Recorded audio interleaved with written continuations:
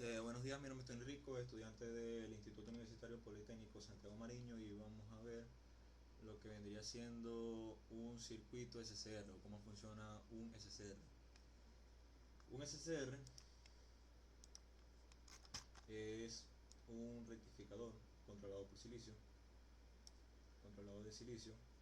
Es un componente semiconductor muy utilizado en aplicaciones de control y conmutación de potencia. El propósito principal fue analizar el comportamiento del SCR en sus distintas operaciones de bloqueo, conducción y apagado, y determinar experimentalmente los parámetros característicos del voltaje del ánodo al cátodo, el voltaje de la compuerta al cátodo, la corriente de la compuerta al cátodo, la corriente de mantenimiento que vendría siendo esta, y el tiempo de apagado y el tiempo de encendido, utilizando las simulaciones de Proteus.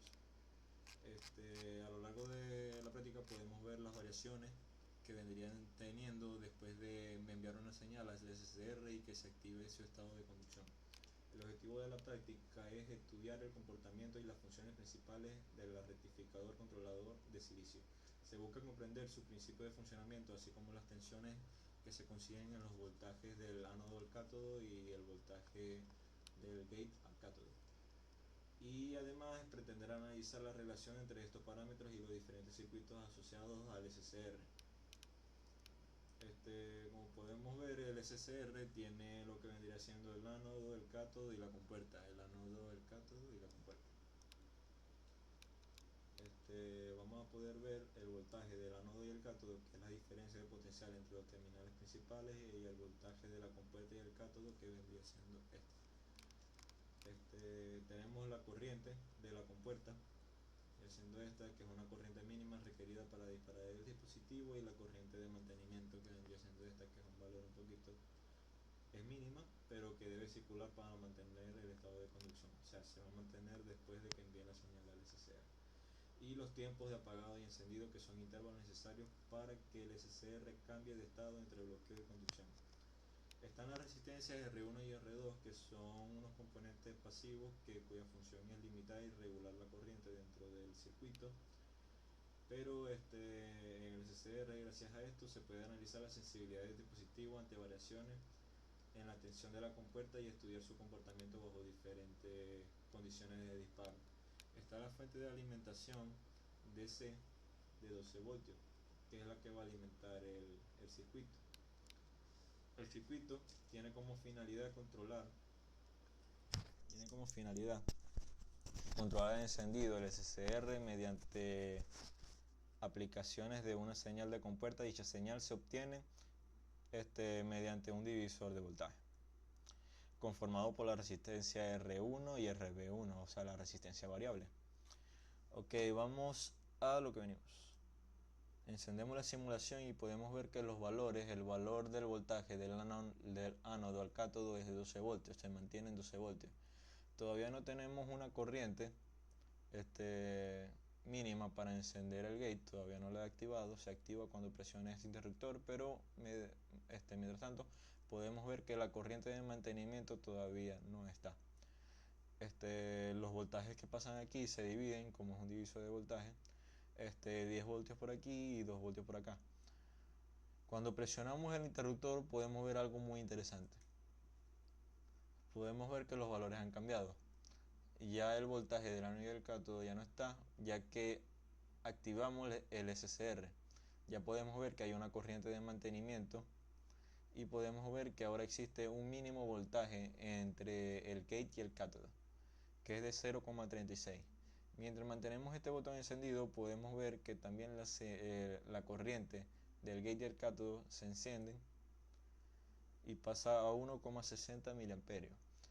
El voltaje del gate al cátodo pasa a 0,67 y podemos ver que la resistencia variable se lleva un poco más de voltaje que vendría de la resistencia número 1.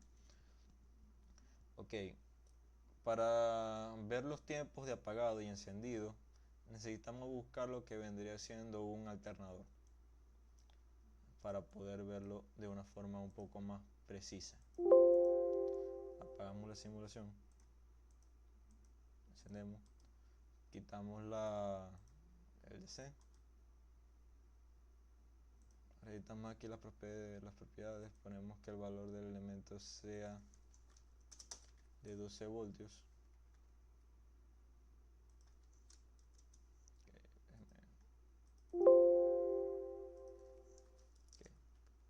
12 voltios, y en vez de 1 Hz vamos a ponerlo en 0,5 para que nos dé tiempo de ver la señal. Ahora conectamos el alternador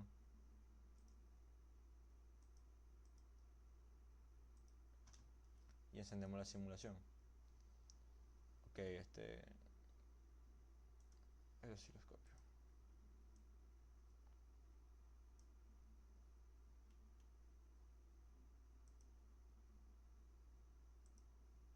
Ok. Podemos ver aquí la forma sinusoidal. Entonces, cuando activamos el botón, podemos ver aquí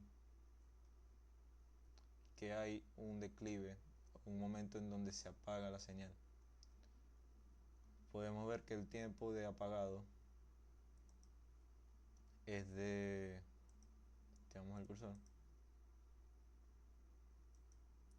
de 600 milisegundos a 0,18 milisegundos. O sea, sería 0,18 milisegundos si restamos estos dos. Y el otro valor, el de encendido de nuevo, vendría siendo de 907,40 a 909,20, que tomando el valor sería más o menos como 1,50 milisegundos, un valor un poco pequeño, pero podemos ver aquí cómo actúa. Aquí ya podemos ver cómo actúa. Cuando se hace con DC, da otro tipo de valor, que es como un tipo de valor como si fuera un declive, como una avalancha. Ya lo van a ver, aquí la tengo. Da esta formita, da como que se apaga y se vuelve a encender. Y esto podemos concluirlo. La conclusión de esto sería que mediante el análisis y la simulación del circuito que incorpora un SCR se comprobó que este componente funciona como un interruptor electrónico controlado, capaz de permitir el flujo de corriente únicamente cuando percibe una señal adecuada en su terminal de compuerta. Los valores experimentales obtenidos de los voltajes del ánodo cátodo, el gate cátodo y las corrientes del gate cátodo y la corriente de mantenimiento, tanto como los tiempos de encendido y apagado, evidenciaron la relación que existe entre la intensidad de la señal de disparo y el tiempo de respuesta del dispositivo. Se concluye que el SCR representa un tiempo de encendido reducido y un tiempo de apagado dependiente de las condiciones del circuito, características que lo convierten en un elemento apropiado para aplicaciones de conmutación rápida y control de potencia eléctrica. En general, esta práctica permitió consolidar los conocimientos acerca del comportamiento de los dispositivos semiconductores de potencia, así como comprender la relevancia de sus parámetros eléctricos en un diseño y operaciones de sistemas de controles electrónicos. Bueno, muchas gracias, eso fue todo. Espero que esté bien.